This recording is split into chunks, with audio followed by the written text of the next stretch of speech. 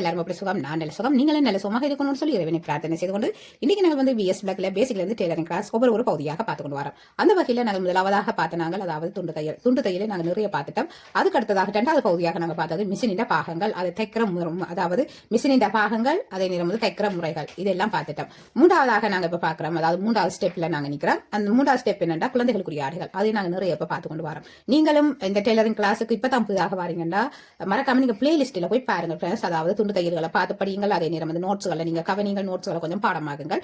அதுக்கு பிறகு நீங்க இந்த டெய்லரிங் கிளாஸ்ல நீங்க ஃபுல்லா தொடர்ந்து வரணும் ஃப்ரெண்ட்ஸ். தொடர்ந்து வந்தா தான் உங்களுக்கு ஒவ்வொரு அதாவது நான் ஒவ்வொரு பகுதியாக சொல்லித் தரும் போது உங்களுக்கு அது ஒரு விளக்கமாக தெரியும்.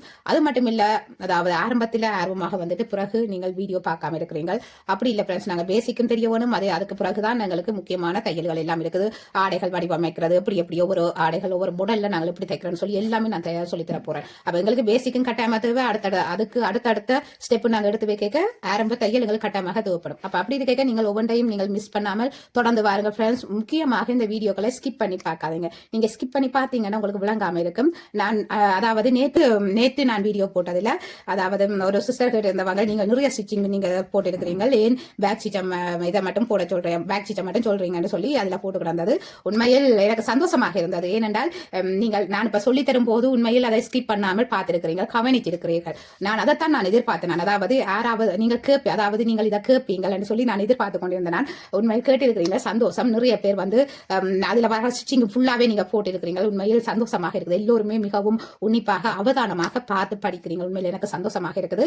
ஒரு சில பேர் பேக் ஸ்டிச் மட்டும் போட்டிருக்கிறீங்க. ஓகே, நான் கேட்ட கேள்விக்கு நீங்க போட்டிருக்கிறீங்க. ஆனா அதுல வந்து நீங்கள் இன்னும் அதாவது மற்ற ஸ்டிச்சிங்கை நீங்க எல்லாத்தையும் போட்டுட்டு அதுக்கு பிறகு நீங்க என்ன கேட்டிருக்கணுமே, நீங்க இதை மட்டும் போட சொல்றீங்க, அந்த ஸ்டிச்சிங் எல்லாம் இருக்குதுன்னு நீங்க சொல்லி இருந்தா இன்னும் சந்தோஷமாக இருந்திருக்கும் எனக்கு. ஓகே ஃப்ரெண்ட்ஸ், எனக்கு சந்தோஷம், மிக்க மகிழ்ச்சியாக இருக்குது. ஒரு சில டைம்கள்ல நான் இப்படி குழப்பமா போல குழப்பிக்க நீங்க அப்பேக்கே தெளிவாக நீங்கள் பதில்களை போடுங்க ஃப்ரெண்ட்ஸ். ஏனென்றால் உண்மையில் ஒரு சில பேர் வந்து அதாவது முதல் கமெண்ட்ஸ் போடுறவர்களை பார்த்து சிலது போடுவார்கள், அப்படி மாறி போடுவார்கள். அப்ப அப்படி இருக்க நான் இப்படி குழப்பி கொஞ்சம் போடுக்க, அதாவது அவர்கள் அந்த வீடியோவை மிகவும் உன்னிப்பாக கவனிப்பார்கள், கவனிச்சுதான் அதுக்கு விடைய எழுதுவார்கள். நான் அப்ப அதைத்தான் நான் செய்தனால். Okay friends, யோசிக்காதீங்கள். அதாவது நாங்கள் ஸ்கூல் போற டைம்கள்ல ஒரு சில டீச்சர்ஸ் மாதிரி என்ன செய்வினோம்னா பிள்ளைகள் வடிவாக உன்னிப்பாக கவனிக்கிறார்கள் என்று சொல்லி அவர்கள் கவனிப்பதற்காக அதாவது நிறைய விடைகளை தருவார்கள்.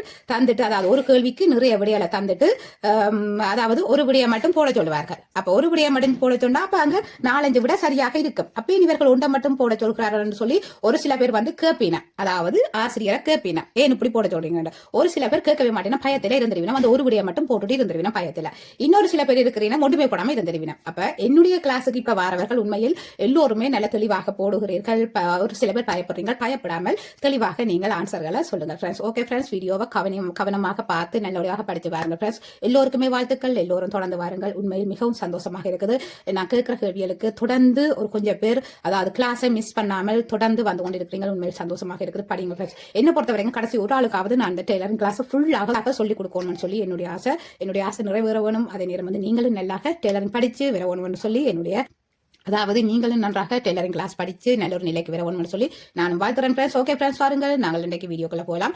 குழந்தைகளுக்கான ஆடைகள் தான் ஃப்ரெண்ட்ஸ் பார்த்து கொண்டிருக்கிறோம். அந்த வகையில இன்றைக்கு நாங்கள் பார்க்க போறது ஆண் குழந்தைக்குரிய காட்சட்டை. இந்த காட்சட்டை நீங்கள் அவர்களுடைய அளவீடுகள் எடுத்து நீங்க அதுக்கேற்ற போல் தைச்சு கொள்ளுங்கள். பாருங்கள் ஃப்ரெண்ட்ஸ், பார்க்கலாம் நாங்கள் இப்படி இந்த காட்சட்டை இன்றைக்கு எப்படி கட்டிங் எடுத்து நாங்கள் கட் பண்ணி தைக்க போறோம்னு சொல்லித்தான் நான் உங்களுக்கு ஒரு ஸ்டெப்பாக சொல்லித்தர போறேன். பாருங்கள் ஃப்ரெண்ட்ஸ், நாங்கள் வீடியோக்கள் போகலாம். இதுக்கு நாங்கள் பார்ப்போமாக இருந்தால் ஃப்ரெண்ட்ஸ், அதாவது நாங்கள் லாஸ்டிக் எடுத்திருக்கிறோம். இது நான் அகல லாஸ்டிக் தான் எடுத்திருக்கிறேன். இந்த அகல லாஸ்டிக்கை நீங்க பாப்பீங்கன்னா அதாவது 3 சென்டிமீட்டர் இருக்குது. இந்த லாஸ்டிக்கின் அகலம் வந்து உங்களுக்கு தேவையான அளவு, அதாவது உங்களோட குழந்தையின் இடுப்பு அகலத்தை எடுத்து நீங்க லாஸ்டிக்கின் அளவை எடுத்துக்கொள்ளுங்கள். இப்ப நாங்கள் வந்து இதுல அளவீடுகள் எடுப்போம். பாருங்க ஃப்ரெண்ட்ஸ், பார்க்கலாம்.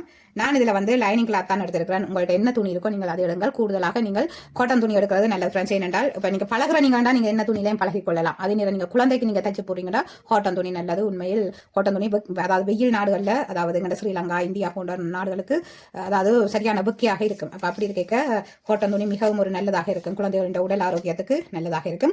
நாங்கள் இப்ப இதுல பாருங்கள், நாங்கள் அதாவது இப்ப நாங்கள் வந்து நீளம் எடுக்க போறோம் 13 இன்ச்சு, அகலம் எடுக்க போறோம் 16 இன்ச்சு எடுக்கிறோம்.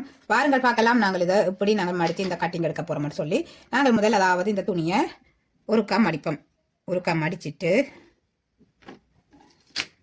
சரி சமனாக மடிக்கணும். மடிச்சிட்டு நாங்கள் திரும்ப இன்னொருக்கா நாங்கள் மடிக்கணும் ஃப்ரெண்ட்ஸ்.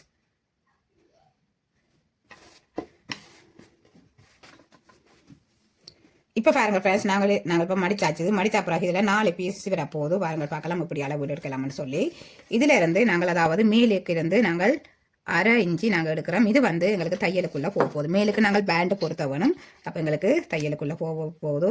அப்போ எங்களுக்கு இது தையலுக்குள்ளே போகுது. இந்த மேலுக்கு எடுக்கிற எனக்கு தெரியுது இல்லை, 14 நான் பேணி அழைக்கிறேன்.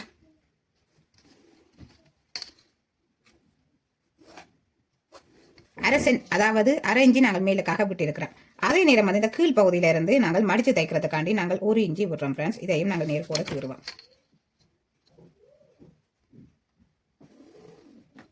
இது கீழுக்கு மடிச்சு தைக்கிற பகுதி.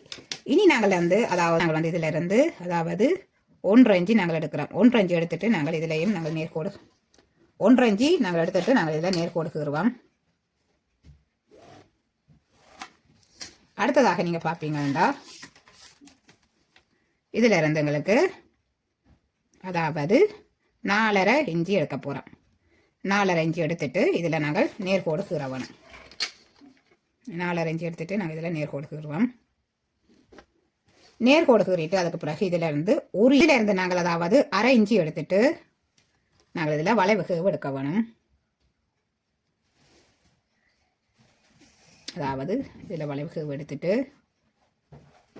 அதுக்கு பிறகு நாங்கள் இதுல இருந்து அதாவது காய்ச்சட்டேண்ட அதாவது கீழ் அதாவது துடப்பகுதி அகலம் வந்து எடுக்க போறோம். அதாவது துடையண்ட அகலம் எடுக்க போறோம். காய்ச்சட்டேண்ட கால் பகுதி அகலம் நீங்கள் அதாவது கால் பகுதி நீளம் வந்து நாங்கள் இந்த காய்ச்சட்டேண்ட இந்த நீள பகுதிக்கு நாங்கள் எடுக்க போறோம். இதுல வந்து அதாவது 5 நீங்கள் இதுல இருந்து அதாவது இந்த நேர்கோட்டுக்கு நேரம் அதாவது மேலுக்கு எவ்வளவு நாங்கள் எடுத்தோம். அதாவது மேலுக்கு நாங்கள் 5 இன்ச்சு எடுத்த நாங்கள் அந்த 5 இன்ச்சையை நாங்கள் இங்கேயும் எடுக்கிறோம். எடுத்துட்டு நாங்கள் சரிவு கோடு கீறவோம் ஃப்ரெண்ட்ஸ்.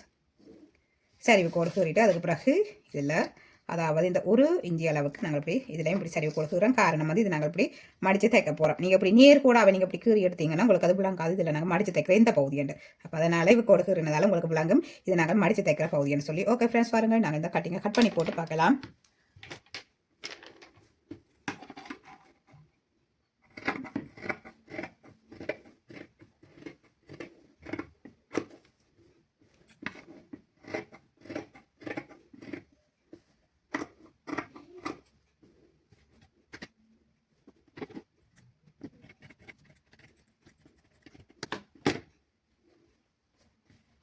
இப்போ பாருங்க ஃப்ரெண்ட்ஸ், நாங்கள் கட் பண்ணின பிறகு இப்படி தான் இருக்க போகுது.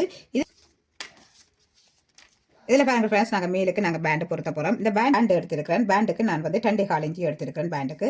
பாருங்க ஃப்ரெண்ட்ஸ் பார்க்கலாம், நாங்கள் இனி தைக்க போகலாம். இப்போ பாருங்க நாங்கள் தைக்க போகலாம். இது வந்து பேண்டுக்கு நாங்கள் பிறகு தான் நாங்கள் ஜாயின் பண்ண போகிறோம். முதல் நாங்கள் இந்த பகுதியை நாங்கள் ஜாயின் பண்ணலாம். அதாவது இந்த பகுதி வந்து இது கால் பகுதிக்கு வரப்போகுது ஃப்ரெண்ட்ஸ். அதாவது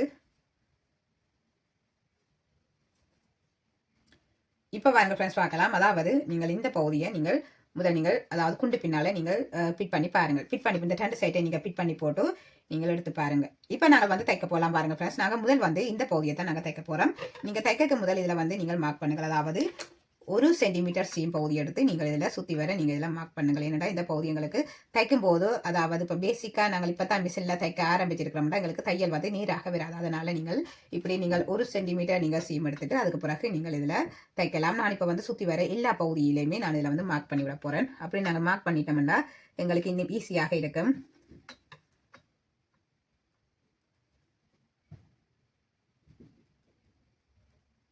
அதாவது 1 சென்டிமீட்டர் சீம் பகுதி பாருங்கள் பார்க்கலாம். நாங்கள் இதில் தைக்கலாம். இதில் வந்து நாங்கள் அதாவது நோட் போட்டுட்டு நாங்கள் தைக்க வேணும்.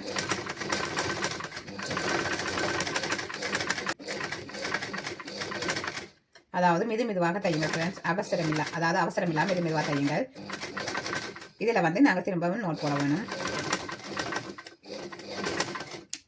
இப்போ நாங்கள் நோட் போட்டாச்சு. அதே மாதிரி இந்த பகுதிக்கு நாங்கள் தைக்க வேணும்.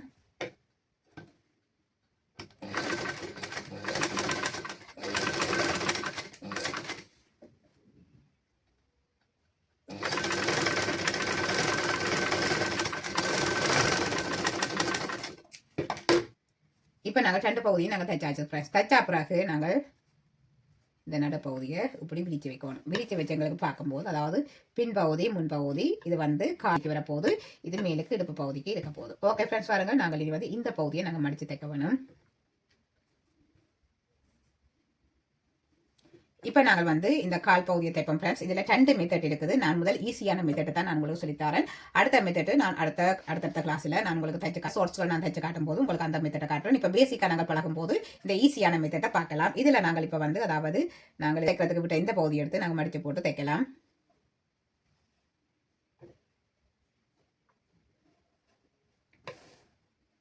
இது வந்து சுகமான மெத்தடாக இருக்கு. நாங்கள் இதுகளை தைச்சு போட்டு அதுக்கு பிறகு நாங்கள் மற்ற மெத்தட்டை பார்க்கலாம். 2வது மெத்தட்டை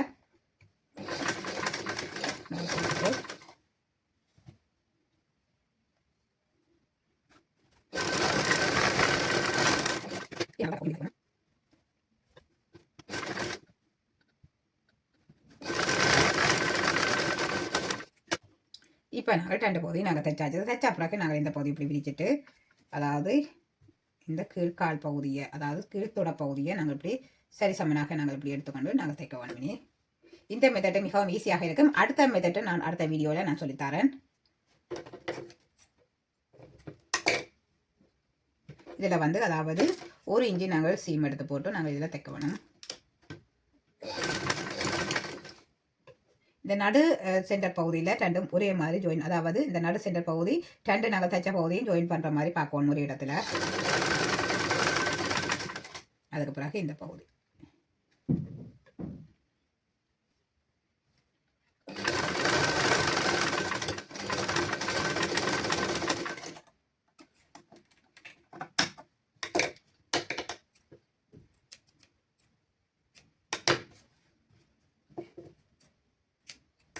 இப்போ நாங்கள் வந்து இந்த பகுதி தைச்சாச்சு. இனி நாங்கள் வந்து பேண்ட் பகுதி நாங்கள் மேலுக்கு இனி தைக்கணும் ஃப்ரெண்ட்ஸ்.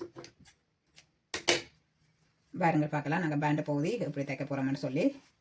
இப்போ நாங்கள் தைச்ச பகுதியை பார்ப்போம்டா இப்படி தான் இருக்கும்.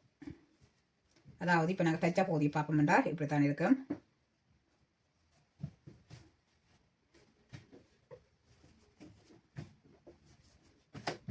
ஜாயின் பண்ணுறது 2 மெத்தட் இருக்குது.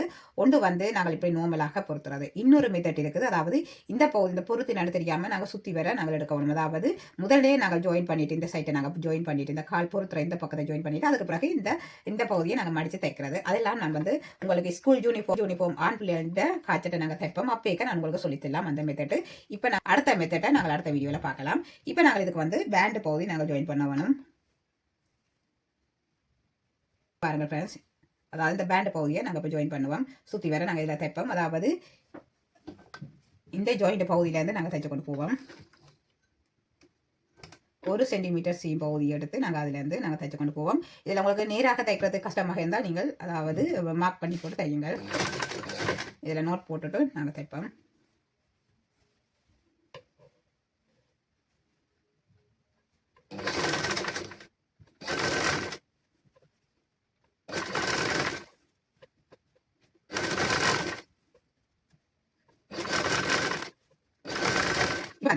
விட்டு இருக்கிறேன் லாஸ்டிக் போட வேணும். அப்போ அதுக்காண்டி நான் இதில் வந்து நோட் போட போகிறேன்.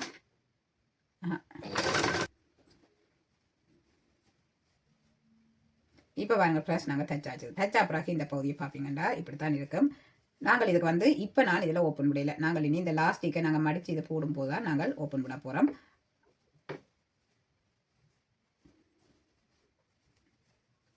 அதாவது இதில் நாங்கள் படிமான தையல் இனி போட வேணும்.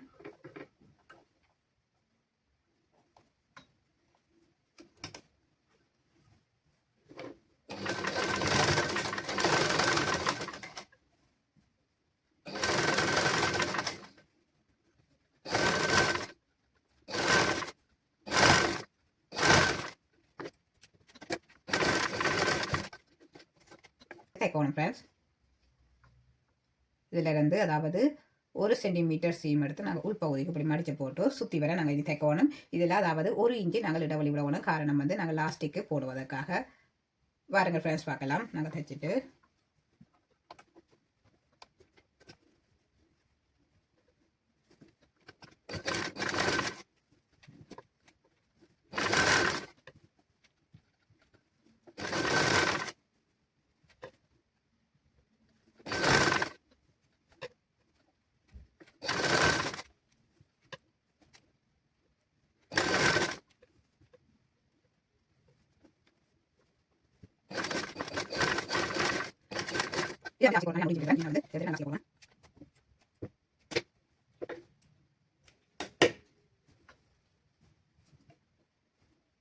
நல்ல சின்ன குட்டி காய்ச்சட்டை நாங்கள் தைச்சிருக்கிறோம். இது வந்து நீங்கள் உங்களோட குழந்தைன்ற இடுப்பு அகலத்தை எடுத்துட்டு அதுக்கு பிறகு நீங்கள் காய்ச்சட்டையே தையுங்க ஃப்ரெண்ட்ஸ். இப்போ நாங்கள் வந்து இதுக்குள்ளால நாங்கள் லாஸ்டிக் போட வேணும்.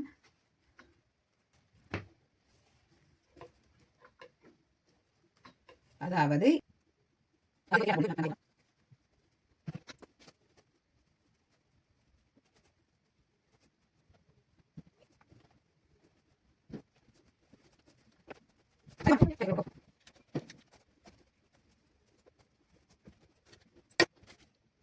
நாங்கள் இந்த லாஸ்டிக்கை தைப்போம். அப்படியே இது நாங்கள் கட்ட இல்லாது, அதனால இதில் தையுங்க ப்ளஸ் தைச்சா தான் எங்களுக்கு சரியாக இருக்கும். கட்ட இல்லாது, அப்போ அதனால இந்த அகல லாஸ்டிக் கண்டபடியாக எங்களால் கட்ட இல்லாது தைப்போம்.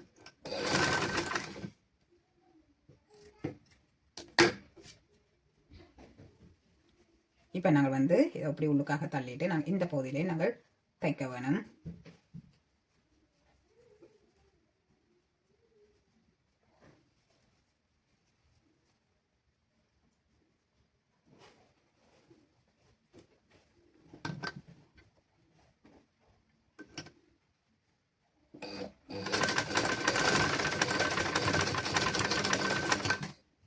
இப்போ நாங்கள் வந்து தைச்ச முடிஞ்ச பிறகு நாங்கள் இப்படி திருப்பி பார்ப்போம்.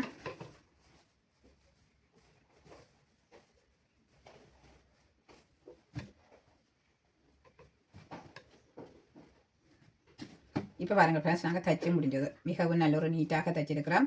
அதாவது உங்களுடைய துணின்ற அளவுக்கு ஏற்றா போல் நீங்கள் இப்போ நீங்கள் தைச்சு பழகிற நீங்கள் நார்மலாக ஒரு அளவு எடுத்து நீங்கள் தைச்சு பழங்கள். அதே இது உங்களோட குழந்தைக்கு நீங்கள் தைக்க போறீங்கன்னா உங்களோட குழந்தைன்ற அளவீடுகள் எடுத்து நீங்கள் தையுங்க ஃப்ரெண்ட்ஸ். நான் எல்லாம் உங்களுக்கு அடுத்தடுத்த வீடியோவில் நான் ஆறுதலாக காட்டித்தரலாம்.